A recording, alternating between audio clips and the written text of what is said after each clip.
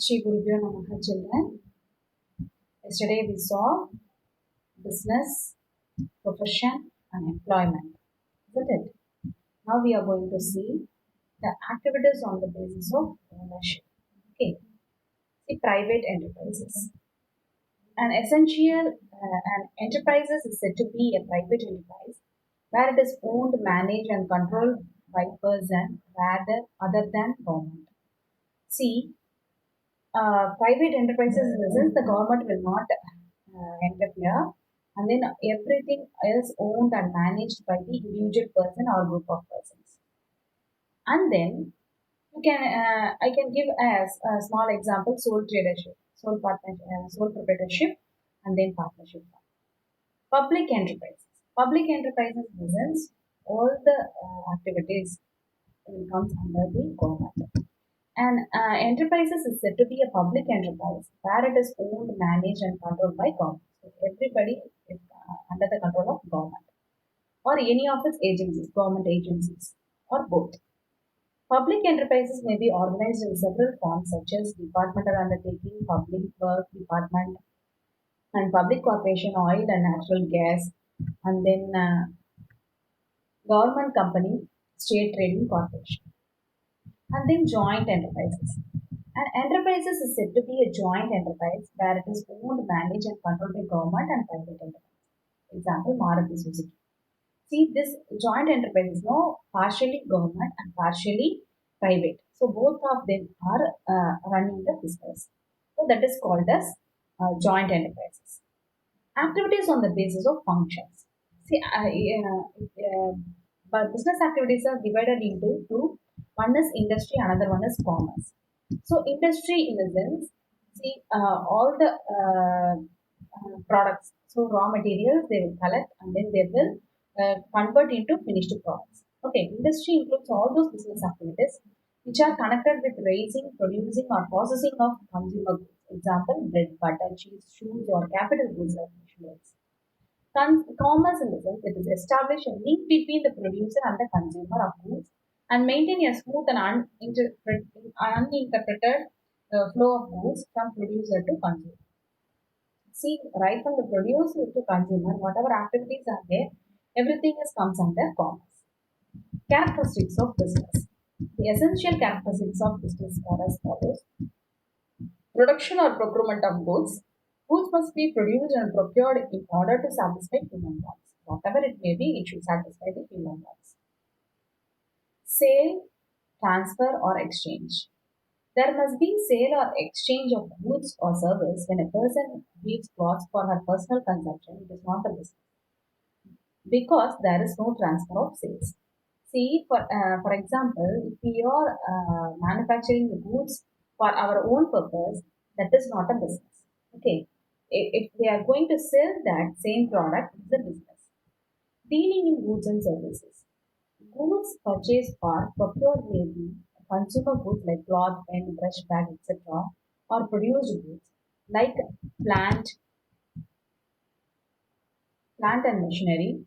Service refer to activities like supply of electricity, gas or water, transportation, banking, insurance, etc. Some of the goods are uh, said to be it is depend upon the goods. We are saying as service. Okay, banking service, transportation service, insurance service. We use this. So that also one type of business only. So they are doing business as well as they are doing service. Regularity of dealings. An isolated dealing in buying and selling does not constitute business. So if ideally any product is there in business, that is not a business. The transaction must be regular. For example, if you are buying a scooter or anything, and then after that you are going to sell. Only one time you are buying and selling. If it is not a business. If you continuously you are doing like that, that is a business. Okay, it should be regularity basis. And then profit motive. So whatever business we are doing only for profit motive, isn't it? So the business is an economic activity by which human beings make their livings.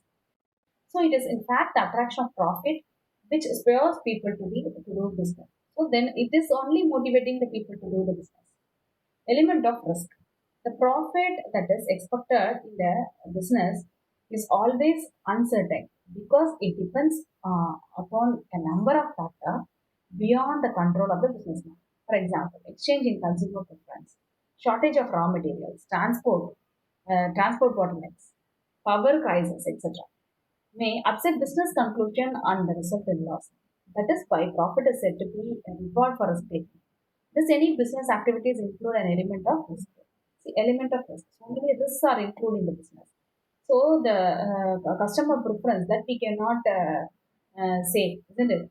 The disasters we cannot control. Okay, transportation, raw material, shortage of raw materials. That and all we cannot say whether it will continuously we will get, isn't it? So many risks are involved.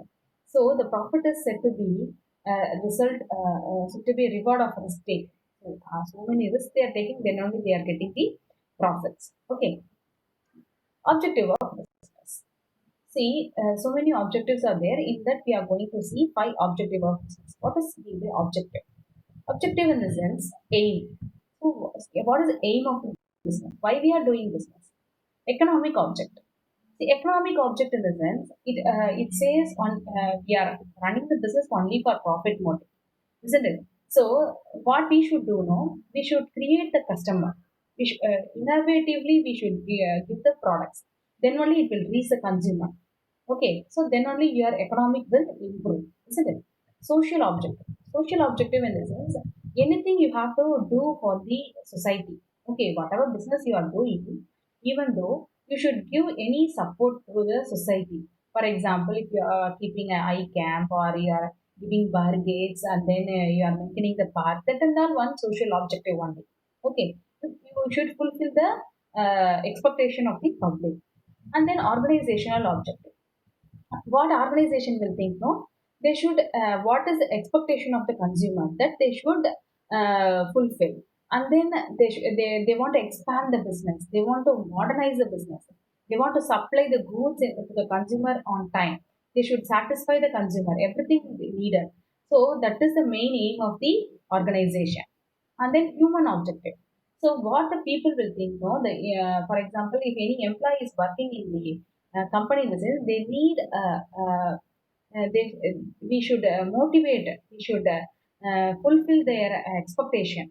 So if it is disabled people or handicapped people, we have to educate the people, we have to train the people, and then socially psychologically we have to help the people. Okay, that is very important, and we have to satisfy the employees and as well as develop human resources, develop our human resources. And then national objective, national objective in the sense particular time you have to pay the tax promptly, and then whatever revenue you are getting you have to be you have to promote the social justice, and then business activity should be conducted keeping these goals of the country in mind. You have what is the goal of the country that we should fulfill. Okay, which may be called national objective of the business. The business people also will take care of the country's goal. Okay, what is the goal of the country? That also they have to keep it in their mind. That is the lesson, children. Do you understand this lesson?